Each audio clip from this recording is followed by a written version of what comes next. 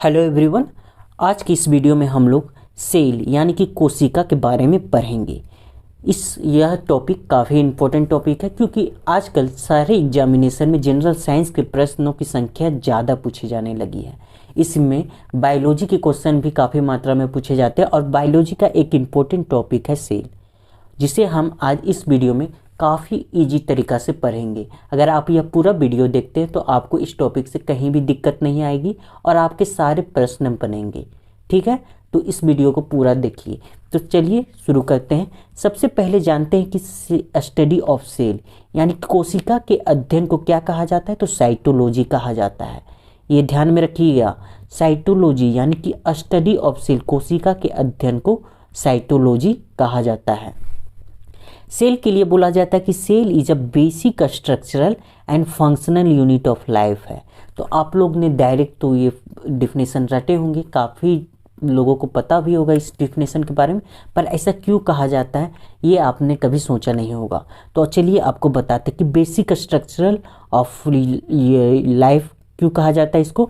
जिस प्रकार से आप देख सकते हैं, आपकी स्क्रीन में देख रहे होंगे दीवार, ये दीवार में ईंटों से मिलकर यह दीवार बना है।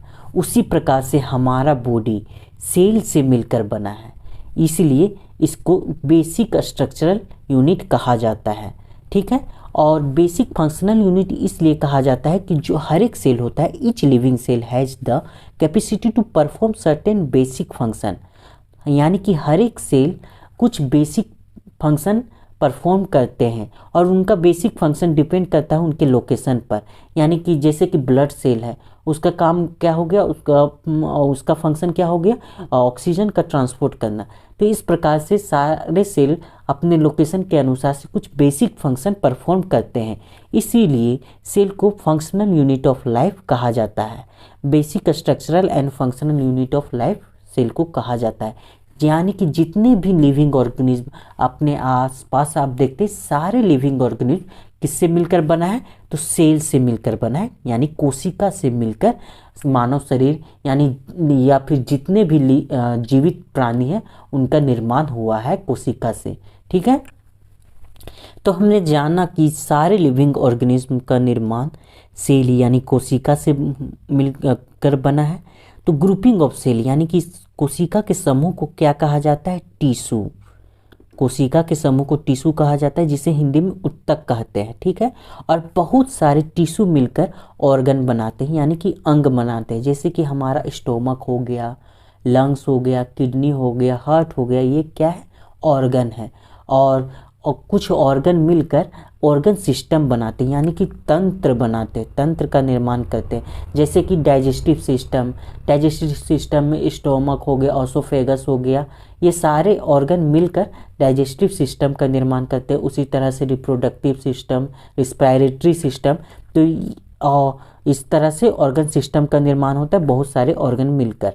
और इसी प्रकार से सिस्टम मिलकर हमारे बॉडी का निर्माण करते हैं, बहुत सारे ऑर्गन सिस्टम मिलकर हमारे बॉडी का निर्माण करते हैं। तो हमने ये समझा कि cell basic structure and function unit of life है और किस प्रकार से सेल से हमारा बॉडी बनता है। आगे बात करते हैं डिस्कवरी ऑफ सेल यानी कि कोशिका की खोज की। कोशिका की खोज सबसे पहले किसके द्वारा की गई थी, तो रॉबर्ट हुक। इन्होंने डेड सेल यानी कि मृत कोशिका की खोज की थी। तो आपसे अगर ये पूछा जाए कि कोशिका की खोज यानी कि डिस्कवरी ऑफ सेल किनके द्वारा की गई थी, तो रॉबर्ट हुक के द्वारा। और डेड सेल की खोज किनके द्वारा की गई थी, तो रॉबर्ट हुक के द्वारा। जो रॉबर्ट हुक थे, इन्होंने मृत कोशिका यानी डेड सेल की खोज की थी। और लिविंग सेल की बात की जाए तो लिवेन हुक ने की थी। लिविंग सेल की खोज यानी कि जीवित कोशिका का पता किन्होंने लगाया था, तो लिवेन हुक ने लगाया था। रॉबर्ट हुक थे वो पेड़ के छाले को ऑब्जर्व किए थे जिसमें डेड सेल होता है। और लिवेन हुक होते थे वो कि तालाब के पॉन्ड वाटर को ऑब्जर्व किए थे जिसमें लिविंग सेल होता है। और न्यूक्लियस यानी कि केंद्रक की खोज किसने की थी, तो रॉबर्ट ब्राउन ने की थी। ठीक है, और कोशिका सिद्धांत यानी कि सेल थ्योरी किनके द्वारा दिया गया था, तो शिल्डन एंड स्वान के द्वारा दिया गया था। आगे हम लोग देखते हैं कुछ इंपॉर्टेंट पॉइंट जिससे कि एग्जाम में डायरेक्ट प्रश्न बनते हैं। जैसे कि एग्जाम में पूछ दिया जाए कि स्मॉलेस्ट यानी कि सबसे छोटी कोशिका का उदाहरण क्या है, तो सबसे छोटी कोशिका का उदाहरण है माइकोप्लाज्मा गैलीसेप्टिकम। तो आप ध्यान में रखिएगा सबसे छोटी सेल कौन सी है, तो माइकोप्लाज्मा गैलीसेप्टिकम। और सबसे बड़ी सेल यानी कि सबसे बड़ा सेल अगर पूछा जाए, बिगेस्ट सेल की बात की जाए, तो ऑस्ट्रिच एग है यानी कि शुतुरमुर्ग का अंडा सबसे बड़ा सेल है। और लॉन्गेस्ट सेल यानी कि लंबा, सबसे लंबी सेल की बात की जाए तो नर्व सेल होगा। अगर ह्यूमन बॉडी यानी कि मानव शरीर में अगर बात की जाए सबसे बड़ी सेल की, तो वो है फीमेल ओवम, ठीक है। और मानव बॉडी में यानी कि ह्यूमन बॉडी में बोला जाए स्मॉलेस्ट सेल की, तो वो होगा स्पर्म सेल, ठीक है। अगर ह्यूमन बॉडी में लॉन्गेस्ट सेल की बात की जाए तो क्या होगा, नर्व सेल। ओवरऑल में नर्व सेल है लॉन्गेस्ट सेल, तो ह्यूमन बॉडी में तो होगा ही नर्व सेल, ठीक है। तो हमने जाना स्मॉलेस्ट सेल जो कि माइकोप्लाज्मा गैलीसेप्टिकम है, बिगेस्ट सेल जो कि ऑस्ट्रिच एग है, लॉन्गेस्ट सेल जो कि नर्व सेल है, और ह्यूमन बॉडी में बिगेस्ट सेल फीमेल ओवम है और स्मॉलेस्ट सेल स्पर्म सेल है। तो यहाँ तक आप लोग आई होप समझ गए होंगे। आगे समझते हैं सेल थ्योरी यानी कि कोशिका सिद्धांत के बारे में। अभी हमने बताया कि कोशिका सिद्धांत किनके द्वारा दिया गया है, तो स्लाइडेन और स्वान के द्वारा दिया गया है। तो यद्यपि इनका सिद्धांत यह बताने में असफल रहा, देखिए क्या है कि कोशिका सिद्धांत का प्रतिपादन स्लाइडेन और स्वान द्वारा किया गया था, लेकिन इनका सिद्धांत यह बताने में असफल रहा कि नई कोशिकाओं का निर्माण कैसे होता है, यानी कि न्यू कोशिका का निर्माण कैसे होता है, यह स्लाइडेन एंड स्वान बताने में असफल रहे, नहीं बता पाए। इन्होंने काफ़ी चीज़ बताया पर नई कोशिकाओं का निर्माण कैसे होता है यह बताने में ये असफल रहे। पहली बार राडोल्फ विर्ची ने स्पष्ट किया कि कोशिका विभाजित होती है, नई कोशिकाओं का निर्माण पूर्व स्थित कोशिकाओं के विभाजन से होता है। यानी कि न्यू सेल कैसे बनता है, जो सेल होता है वह डिवाइड होकर न्यू सेल का निर्माण करता है। जैसे कि एक सेल है यह डिवाइड होकर दो नए सेल का निर्माण करेगा। तो ये इसके बारे में सबसे पहले राडोल्फ विर्ची ने बताया था, ठीक है। तो इनके द्वारा दिया गया जो सिद्धांत थे और स्लाइडेन एंड स्वान का दिया गया सिद्धांत था, इनको मिलाकर कोशिका सिद्धांत यानी कि सेल थ्योरी बना है। तो कोशिका सिद्धांत की मुख्य बातें क्या क्या हैं, तो सभी जीव कोशिका एवं कोशिका उत्पाद से बने हैं। तो ये हमने डिस्कस भी किया है कि जितने भी लिविंग ऑर्गेनिज्म हैं दुनिया में वो सेल से मिलकर बने हैं। सभी कोशिकाएं पूर्व स्थित कोशिकाओं से निर्मित होती है। तो ये भी हमने बताया कि जो ओल्ड कोशिका है, पुराना जो एक कोशिका है, वह टूटकर दो नई कोशिकाओं में विभाजित होता है और दो नए कोशिकाओं का निर्माण करता है। इसी प्रकार से जितने भी कोशिका है वो अपने पुराने कोशिका से ही टूटकर बनी हुई है। कोशिका का निर्माण जिस क्रिया से होता है उसमें मुख्य अभिकर्ता यानी कि क्रिएटर कौन होता है, तो केंद्रक होता है यानी कि न्यूक्लियस। यानी कि जो कोशिका डिवीज़न में सेल डिवीज़न में सबसे मेन रोल किसका होता है, तो न्यूक्लियस का होता है, केंद्रक का होता है। आगे डिस्कस करते हैं टाइप्स ऑफ सेल यानी कि कोशिका के प्रकार की। तो कोशिका के प्रकार संख्या के अनुसार दो प्रकार के होते हैं यानी कि यूनिसेलुलर और मल्टी सेलुलर। यूनिसेलुलर जैसे कि एक कोशिका, नाम से ही पता चलता है कि जो ऑर्गेनिज्म एक सेल से मिलकर बना हो उसे यूनिसेलुलर कहेंगे। तो ऐसे भी ऑर्गेनिज्म हैं जो कि सिंगल सेल के बने होते हैं और एग्जिस्ट करते हैं, जैसे कि अमीबा हो गया, क्लेमाइडोमोनास हो गया, पारामीशियम हो गया और बैक्टीरिया हो गया। ये एक कोशिकीय के उदाहरण हो गए यानी कि यूनिसेलुलर ऑर्गेनिज्म के उदाहरण हो गए। और मल्टी सेलुलर की बात की जाए यानी कि बहुकोशिकीय की बात की जाए तो एक से अधिक सेल से मिलकर बने हैं, जैसे कि फंगी यानी कि कवक, प्लांट यानी कि पादप, एनिमल्स यानी कि जंतु।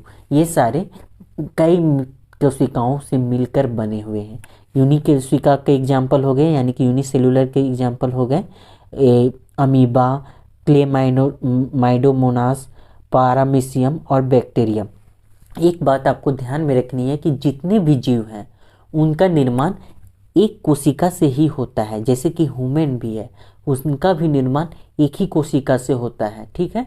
एक कोशिका से डिवाइड होते होते ह्यूमन बॉडी का निर्माण होता है। और जितने भी लिविंग ऑर्गेनिज्म है सबका निर्माण एक सेल से ही होता है। ठीक है, तो यूनिसेलुलर के एग्जाम्पल आपको नोट डाउन कर लेना है और मल्टी सेलुलर के एग्जाम्पल आपको नोट डाउन कर लेना है, इससे एग्जामिनेशन पूछे जाते हैं। तो मल्टी सेलुलर के एग्जाम्पल हो जाएंगे कवक, पादप और जंतु। तो अभी तक हमने सेल के बेसिक कुछ पॉइंट को जाना। अब हम लोग सेल के कुछ डिफरेंट पार्ट को डिस्कस करेंगे। तो सबसे पहले हम लोग जानेंगे सेल मेम्ब्रेन और प्लाज्मा मेम्ब्रेन, यानी दोनों एक ही चीज़ है। सेल मेम्ब्रेन जिसे प्लाज्मा मेम्ब्रेन भी कहा जाता है, जिसे हिंदी में कोशिका झिल्ली कहते हैं।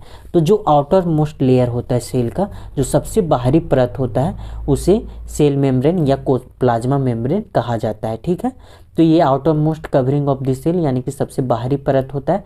यह किस चीज़ से बना होता है? तो लिपिड्स, जिसे में सब फोस्फोलिपिड्स यानी कि फोस्फोलिपिड से और प्रोटीन से मिलकर बनता है। लिपिड या प्रोटीन से मिलकर बनता है। लिपिड में भी पूछा जाए तो फोस्फोलिपिड से मिलकर बनता है। ठीक है, तो हमने 2 पॉइंट जाना कि सेल के सबसे आउटर मोस्ट कवरिंग को सेल मेम्ब्रेन कहा जाता है और सेल मेम्ब्रेन या प्लाज्मा मेम्ब्रेन कहा जाता है। हिंदी में इसे कोशिका झिल्ली कहते हैं। यह लिपिड्स और प्रोटीन से मिलकर बना है। यह थीन और फ्लेक्सिबल होता है। थीन और फ्लेक्सिबल होता है यानी कि लचीला होता है। इसी लचीलापन के कारण से अमीबा, जिसका इमेज आप देख पा रहे होंगे, अमीबा ये फूड को ग्रहण करता है, यानी कि engulf food and other substance from the surrounding, यानी कि लचीला होने के कारण से आप देखें कि अभी इससे पहले कि जाने कि अमीबा एक सिंगल यूनिसेलुलर ऑर्गेनिज्म है। तो जितने भी यूनिसेलुलर ऑर्गेनिज्म है वो इसी प्रॉपर्टी के कारण से फूड को लेते हैं, फूड को ले पाते हैं। तो बाहर जो फूड होता है उसको इसी प्रकार से ले पाते हैं। तो इस प्रोसेस को इंडोसाइटोसिस कहा जाता है। ठीक है, तो engulf food and other substance from the surrounding by the process of endocytosis. जो फूड ग्रहण करते हैं यूनिसेलुलर ऑर्गेनिज्म मेनली अमीबा, वो किस प्रोसेस के द्वारा करते हैं? तो इंडोसाइटोसिस प्रोसेस के द्वारा करते हैं। तो हमने अभी तक क्या समझा कि जो सेल मेम्ब्रेन या प्लाज्मा मेम्ब्रेन है ये आउटर मोस्ट कवरिंग है, यानी कि सबसे बाहरी परत है जो कि लिपिड्स और प्रोटीन से मिलकर बनता है। यह थीन और फ्लेक्सिबल होता है। ठीक है, एक बात आप ध्यान में रखिएगा, ये तो एनिमल सेल की बात हुई, मगर प्लांट सेल में सेल मेम्ब्रेन के बाहर भी एक कवर होता है। समझे, सेल मेम्ब्रेन के बाहर भी एक कवर होता है जो कि प्लांट सेल में ही पाया जाता है, उसको सेल वॉल कहा जाता है। सेल वॉल के बारे में हम लोग डिस्कस करेंगे बाद में, पर आप अभी समझ लीजिए कि प्लांट सेल में एक और एक्स्ट्रा कवर होता है, उसको सेल वॉल कहा जाता है। बाकी जितने भी सेल हैं उसमें आउटर मोस्ट लेयर और सेल मेम्ब्रेन या प्लाज्मा मेम्ब्रेन ही होते हैं। जो सेल मेम्ब्रेन होता है उसका नेचर सेमी प्रिएमेबल होता है। सेमी प्रिएमेबल होता है, इसका मतलब क्या होता है कि जो ये सेल मेम्ब्रेन होता है इसमें छोटा छोटा पोरस होता है, यानी कि छिद्र होता है, जो क्या करता है, अलाउइंग करता है movement of certain substance in और आउट, यानी कि जो कुछ सब्सटेंस है उसको बाहर जाने और अंदर आने में अलाउ करता है। इसी कारण से इसका नेचर को सेमी प्रिएमेबल नेचर कहा जाता है। तो किस प्रकार से होता है ये उसको समझते हैं। तो उस प्रोसेस को गैस के केस में डिफ्यूजन यानी विसरण कहा जाता है और लिक्विड यानी या वाटर के केस में ऑस्मोसिस कहा जाता है। जैसे कि एक बार समझते हैं, ये हो गया सबसे बाहरी परत जिसके मिडिल में होता है न्यूक्लियस। तो ये सेल हो गया जिसमें अगर मान लीजिए कि अंदर में गैस है CO2 O2 कम CO2, इसमें देख रहे हैं कि CO2 की मात्रा ज़्यादा है और बाहर में O2 है, तो सेल को O2 की ज़रूरत है, यानी कि ऑक्सीजन गैस की ज़रूरत है। तो ये क्या करेंगे, ऑक्सीजन गैस अंदर की तरफ आएगा और CO2 बाहर की तरफ जाएगा। ठीक है, तो ये जिस प्रोसेस के तहत होता है उसको डिफ्यूजन कहा जाता है। क्या कहा जाता है? विसरण कहा जाता है। तो जो वेस्ट गैस है यानी कि जो बिना काम का जो गैस है वो बाहर निकलता है और जो काम वाला गैस है वो अंदर की तरफ आता है। ये किस प्रोसेस के तहत? सेल में डिफ्यूजन के तहत। और इसी तरह से अगर बात करें लिक्विड की, लिक्विड या वाटर के केस में बात करें तो बेस्ट लिक्विड है वो बाहर की तरफ निकलेगा, और जो प्योर मतलब वाटर है वो अंदर की तरफ आएगा। तो इसी तरह से तो उसको ऑस्मोसिस कहा जाता है, यानी कि परासरण कहा जाता है उस प्रोसेस को। तो आपने समझा कि जो सेल मेम्ब्रेन या फिर प्लाज्मा मेम्ब्रेन है वो किस नेचर में होता है, तो सेमी प्रीएमेबल नेचर में होता है। और ये जो गैस या फिर लिक्विड हाई कंसंट्रेशन से लो कंसंट्रेशन की ओर बढ़ता है, ठीक है। तो ये जो ओस्मोसिस है इसको आप जनरली केमिस्ट्री में पढ़ते हैं, तो आप इसमें भी कुछ इंपॉर्टेंट पॉइंट ध्यान में रखिए जो कि एग्जामिनेशन में पूछे जाते हैं। एक कोशिकीय जलीय जीव तथा अधिकांश पादप कोशिकाएं ओस्मोसिस द्वारा जल ग्रहण करते हैं। वो एक कोशिकीय यानी कि यूनिसेल्युलर ऑर्गेनिज्म है, वो ओस्मोसिस के द्वारा ही वाटर एब्जॉर्ब करते हैं, ठीक है। और absorption of water by plant is also example of osmosis, यानी कि जो प्लांट का रूट होता है वो भी ऑस्मोसिस प्रोसेस के तहत ही वाटर को एब्जॉर्ब करता है। तो ये दो इम्पोर्टेंट पॉइंट आपको ध्यान में रखने हैं ऑस्मोसिस के रिलेटेड। तो नेक्स्ट टॉपिक हम लोग देखेंगे सेल वॉल, जिसे हिंदी में कोशिका भित्ति कहते हैं। क्या कहते हैं? कोशिका भित्ति कहा जाता है, ठीक है। तो हमने सेल मेम्ब्रेन को डिस्कस करने के समय ही बताया था सेल वॉल के बारे में। तो क्या होता है, जैसे कि प्लांट सेल है, प्लांट सेल में सेल मेम्ब्रेन के बाहर एक एक्स्ट्रा कवरिंग होता है जिसे सेल वॉल कहते हैं। सेल मेम्ब्रेन के बाहर एक एक्स्ट्रा कवरिंग होता है, जैसे कि ये हो गया एक सेल, प्लांट सेल हो गया, जिसमें कि ये न्यूक्लियस हो गया, ये अंदर हो गया सेल मेम्ब्रेन, और ये बाहर वाला हो जाएगा सेल वॉल। तो सेल वॉल क्या होता है? एक्स्ट्रा कवरिंग होता है, एक्स्ट्रा कवरिंग होता है, ठीक है। ये किस में पाया जाता है? तो प्लांट में पाया जाता है। प्लांट के अलावा ये फंगी में पाया जाता है, बैक्टीरिया में पाया जाता है, और एल्गी में पाया जाता है। तो आप ध्यान में रखेंगे कि प्लांट में सेल वॉल पाया जाता है, फंगी में सेल वॉल पाया जाता है, बैक्टीरिया में सेल वॉल पाया जाता है, और एल्गी में सेल वॉल पाया जाता है। तो जो प्लांट का सेल वॉल होता है वो सेलुलोज का बना होता है। तो किस चीज़ का बना होता है? वो सेलुलोज का बना होता है। तो ये एग्जामिनेशन में पूछे जाते हैं कि प्लांट सेल वॉल किस चीज़ से बना होता है, तो सेलुलोज से बना होता है। और इसके बाद सबसे इंपॉर्टेंट होता है बैक्टीरिया सेल वॉल। तो बैक्टीरिया सेल वॉल किस चीज़ से बना होता है? तो पेप्टिडोग्लाइकन से बना होता है। तो आपसे पूछा जाएगा कि बैक्टीरिया सेल वॉल किससे बना होता है, तो पेप्टिडोग्लाइकन से बना होता है। उसके बाद पूछा जाएगा कि फंगी का सेल वॉल किस चीज़ से बना होता है, तो फंगी का सेल वॉल बना होता है ग्लूकोसेमाइन पॉलीमर काइटिन। तो फंगी का सेल वॉल बना होता है ग्लूकोसेमाइन पॉलीमर काइटिन से। तो हमने तीन चीज़ का जाना, प्लांट का सेल वॉल सेलुलोज का बना होता है, फंगी का सेल वॉल ग्लूकोसेमाइन पॉलीमर काइटिन का बना होता है, और बैक्टीरिया का सेल वॉल पेप्टिडोग्लाइकन का बना होता है, और एल्गी का सेल वॉल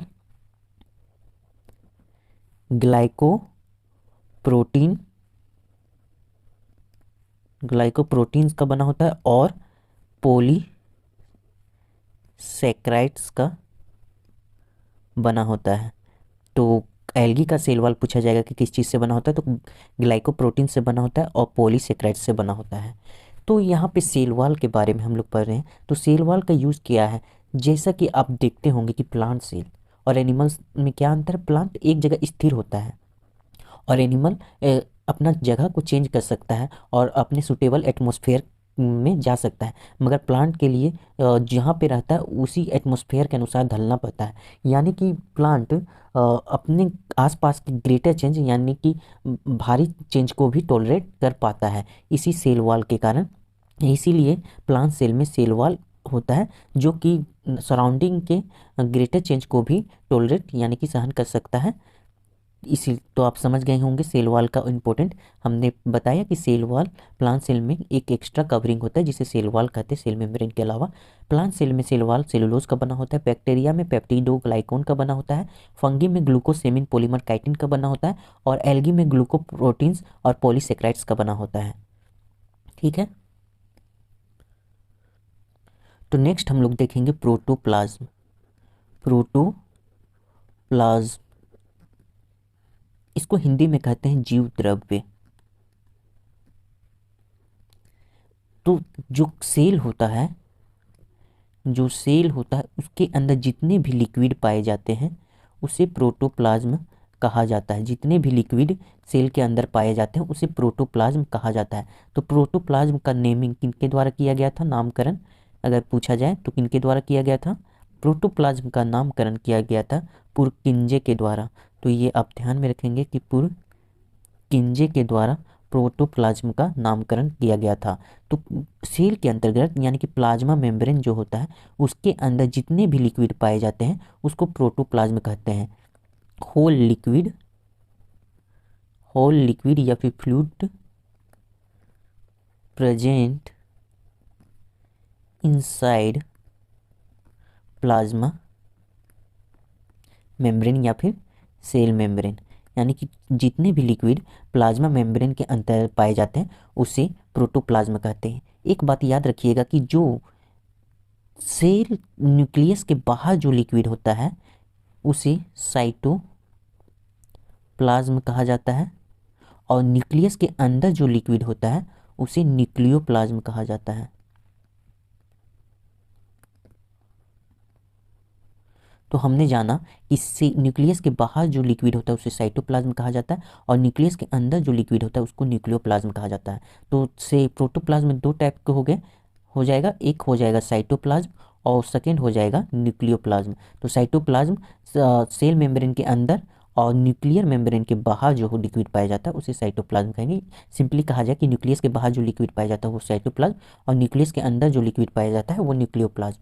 तो प्रोटोप्लाज्म में 80% वाटर होता है, 80% वाटर होता है और अदर मटेरियल 20% होता है।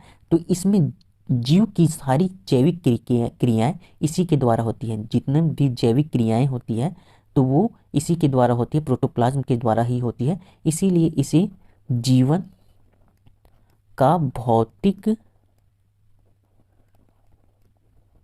आधार कहते हैं। इसीलिए इसे जीवन का भौतिक आधार कहते हैं।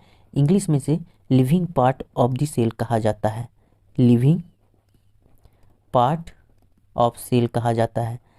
तो ये ध्यान में रखिएगा कि लिविंग पार्ट ऑफ सेल किसे कहा जाता है? तो प्रोटोप्लाज्म को कहा जाता है जीवन का भौतिक आधार।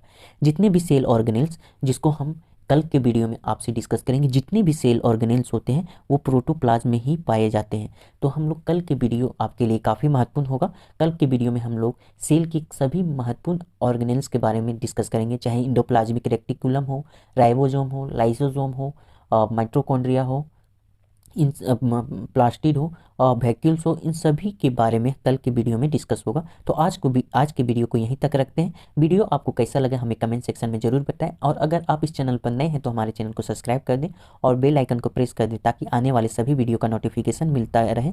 तो आप सभी को हमारी तरफ से थैंक यू, और अपना राय ज़रूर देंगे कमेंट सेक्शन में नीचे कि आपको यह वीडियो कैसा लगा।